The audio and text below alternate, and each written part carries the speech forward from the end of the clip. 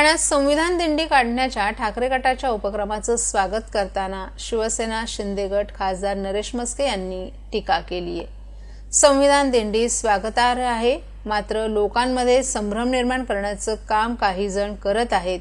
संविधान खतरे में असं बोलून लोकांना चुकीचा संदेश दिला जात असल्याचं म्हस्के यांनी या टीकेद्वारे म्हटलं आहे।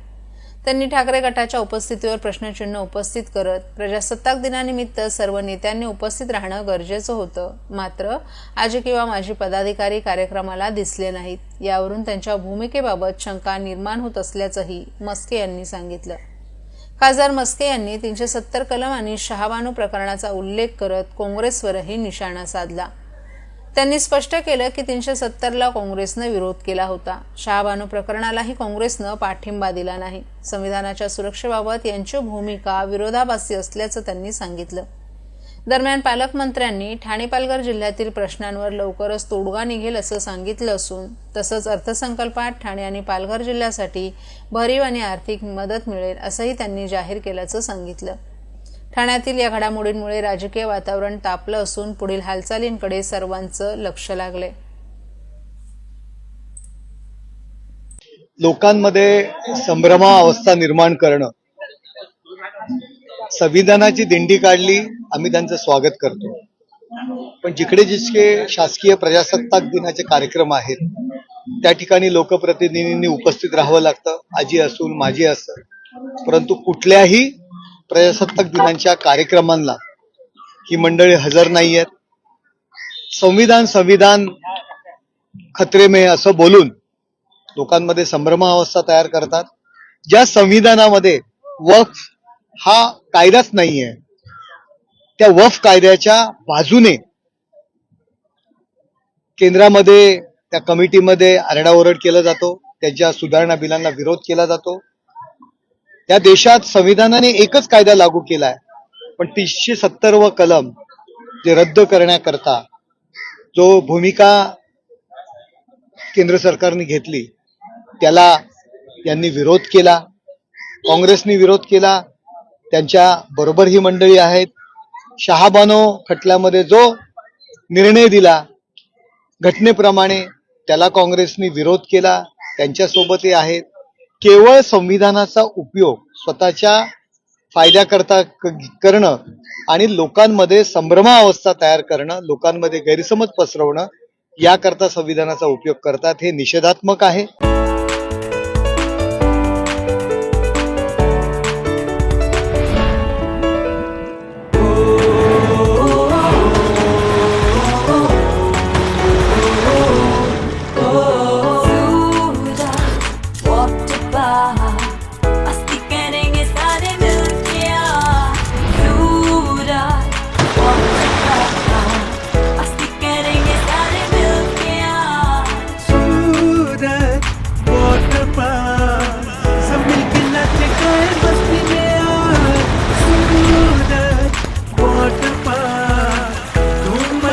सब मिलके आज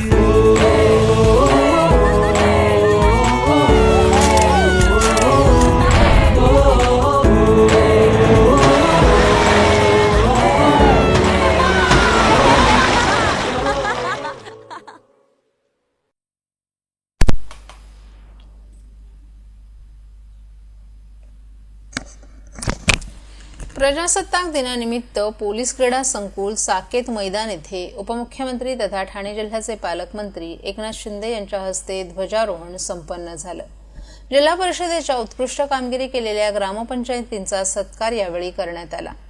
उपमुख्यमंत्री तथा ठाणे जिल्ह्याचे पालकमंत्री एकनाथ शिंदे यांच्या हस्ते संत गाडगेबाबा ग्रामस्वच्छता अभियानाअंतर्गत सन 2022-23 या वर्षामध्ये जिल्हा परिषद गटातील एकूण 53 गटांमध्ये स्पर्धा राबवण्यात आली होती। जिल्हा परिषद गटामधून जिल्हास्तरीयवरील स्पर्धेत वडपे ग्रामपंचायतीनं प्रथम क्रमांक पटकावला असून 6 लाख रुपयांचा धनादेश, प्रमाणपत्र आणि सन्मानचिन्ह देऊन त्यांना गौरवण्यात आलं। कल्याण तालुक्यातील जांभूळ ग्रामपंचायतीनं दुसरा क्रमांक पटकावला असून 4 लाख रुपयांचे धनादेश, प्रमाणपत्र, सन्मानचिन्ह देऊन त्यांना गौरवण्यात आलं। भिवंडी तालुक्यातील मोरणी ग्रामपंचायतीनं तिसरा क्रमांक पटकावला असून 3 लाख रुपयांचे धनादेश, प्रमाणपत्र, सन्मानचिन्ह देऊन त्यांना गौरवण्यात आले। घनकचरा, सांडपाणी आणि मैला गाळ व्यवस्थापन या कामात विशेष स्वर्गीय वसंतराव नाईक पुरस्कार भिवंडी तालुक्यातील ग्रामपंचायत माळुंगे 50,000 रुपयांचा धनादेश, प्रमाणपत्र आणि सन्मानचिन्ह देऊन गौरवण्यात आलं. पाणी गुणवत्ता आणि पाणी व्यवस्थापन डॉक्टर बाबासाहेब आंबेडकर पुरस्कार भिवंडी तालुक्यातील ग्रामपंचायत निवळी 50,000 रुपयांचा धनादेश, प्रमाणपत्र आणि सन्मानचिन्ह देऊन गौरवण्यात आले. शौचालय व्यवस्थापन या कामासाठी स्वर्गीय आबासाहेब खेडकर पुरस्कार भिवंडी तालुक्यातील ग्रामपंचायत आवळे 50,000 रुपयांचा धनादेश, प्रमाणपत्र, सन्मानचिन्ह देऊन गौरवण्यात आले.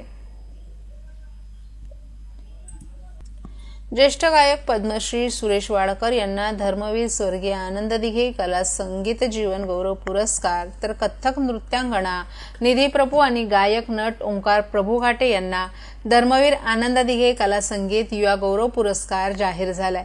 6 ते 8 फेब्रुवारी रोजी या कालावधीत होणाऱ्या सूर आणि ताल यांचा अनोखा संगम असलेल्या भव्य आनंदोत्सव 2025 मध्ये हे पुरस्कार उपमुख्यमंत्री एकनाथ शिंदे यांच्या हस्ते डॉक्टर काशीनाथ घाणेकर नाट्यगृह येथे प्रदान करण्यात येणार आहेत.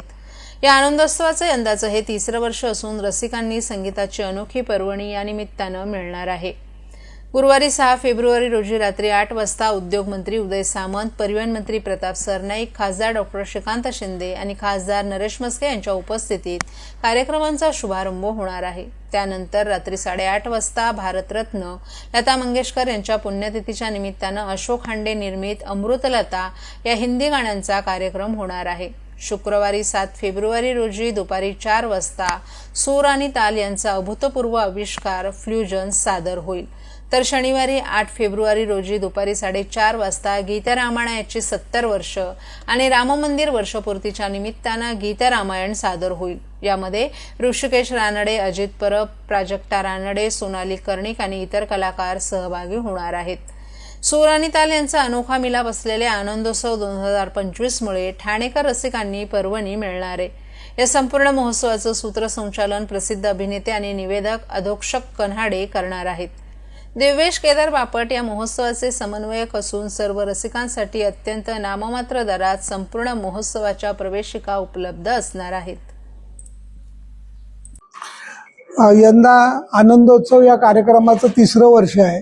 गेली 2 वर्ष गडकरीमध्ये हा कार्यक्रम साजरा केला गेला. यंदा गडकरीचं नूतनीकरण चालू असल्यामुळे ठाण्यातल्या दुसऱ्या मोठ्या डॉक्टर काशीनाथ घाणेकर नाट्यगृहात हा कार्यक्रम आपण सादर करतोय. गेल्या 2 वर्षांप्रमाणेच यंदाही वेगवेगळे उत्तम कार्यक्रम आम्ही या कार्यक्रमाद्वारे समारोहाद्वारे देतोय. पहिल्या दिवशी लता दीदींचा स्मृती दिन असल्यामुळे अमृतलता हा कार्यक्रम आपण ठेवलेला आहे. दुसऱ्या दिवशी फ्युजन हा सूर आणि संगीत असा एक कार्यक्रम आहे. त्या दिवशी संध्याकाळी 8 वाजता पद्मश्री श्री सुरेश वाडकर यांना आपण पहिला जीवन गौरव पुरस्कार देणार आहोत. त्याबरोबर त्यांचा एक लाईव्ह कार्यक्रम पण त्या दिवशी ठेवलेला आहे. 8 तारखेला संध्याकाळी 4:30 वाजता गीत रामायणाला 70 वर्ष पूर्ण होत आहेत म्हणून गीत रामायणाचा कार्यक्रम आपण ठेवलेला आहे. आणि त्यानंतर ठाण्यात प्रथमच श्रीमती आशा भोसले यांचा प्रकट मुलाखतीचा कार्यक्रम आपण ठेवलेला आहे.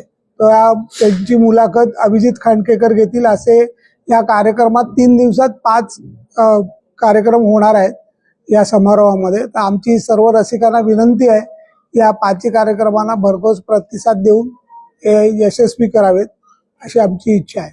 कोण कोण मान्यवर येणार आहेत? पहिल्या दिवशी कार्यक्रमाच्या उद्घाटनाला उद्योगमंत्री श्रीयुत उदय सामंत, नंतर परिवहन मंत्री श्रीयुत प्रताप सरनाईक, कल्याणचे खासदार डॉक्टर श्रीकांत शिंदे आणि ठाण्याचे खासदार श्रीयुत नरेश मस्के उपस्थित राहणार आहेत. दुसऱ्या दिवशी 7 तारखेला माननीय उपमुख्यमंत्री श्रीयुत एकनाथजी शिंदे साहेब यांच्या हस्ते पद्मश्री सुरेश वाडकर यांना जीवन गौरव पुरस्कार दिला जाणार आहे. आणि 8 तारखेला डॉक्टर श्रीकांत शिंदे हे आशाताईंचा सत्कार या संस्थेतर्फे करतात. महाराष्ट्रातील भगिनींना आधार देणारी राज्य शासनाची मुख्यमंत्री माझी लाडकी बहीण योजना. या योजनेअंतर्गत अल्प उत्पन्न गटातील 21 ते 65 वयोगटाच्या भगिनींना मिळणार दरमहा 1,500 रुपयाची मदत. अर्ज करण्यासाठी 31 ऑगस्ट 2024 पर्यंत मुदतवाढ. कुटुंबाचं वार्षिक उत्पन्न 2.5 लाख रुपयांपेक्षा कमी असलेल्या महिला पात्र. कुटुंबाकडे पिवळं किंवा केशरी रेशन कार्ड असल्यास उत्पन्नाचा दाखला आवश्यक नाही. पांढरं रेशन कार्ड असेल किंवा रेशन कार्ड नसेल तर कुटुंबाचं वार्षिक उत्पन्न 2.5 लाखांपेक्षा कमी असल्याचा दाखला आवश्यक. योजनेसाठीचा ऑनलाईन अर्ज नारी शक्ती दूत ऍप वरून किंवा पोर्टलवर भरता येईल. ज्या भगिनींना ऑनलाईन अर्ज भरता येत नसेल त्यांच्यासाठी अंगणवाडी, ग्रामपंचायत, वॉर्ड ऑफिस, सेतू सुविधा केंद्रामध्ये किंवा आशाताई बचत गटाच्या CRP यांची मदत उपलब्ध. आता आपल्याला अभिमानानं म्हणता येईल, सुखी आणि सुरक्षित आहे माझी लाडकी बहीण.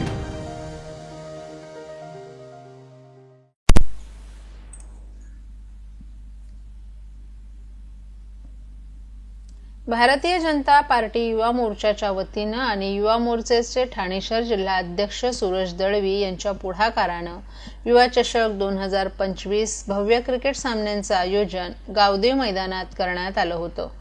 या क्रिकेट सामन्यांचं उद्घाटन भाजप आमदार संजय केळकर, आमदार निरंजन डावखरे, भाजप ठाणे जिल्हा अध्यक्ष संजय वाघोले यांच्या उपस्थितीत पार पडलं. यामध्ये 18 टीम क्रिकेट सामन्यांमध्ये खेळले आणि या क्रिकेट सामन्यांचा महाअंतिम सोहळा काल पार पडला. यामध्ये LCL चिरागनगर संघानं युवा चषक 2025च्या चषकावर आपलं नाव कोरलं. त्यांना रोख रक्कम 51,000 रुपये आणि स्मृतिचिन्ह बक्षीस म्हणून देण्यात आले.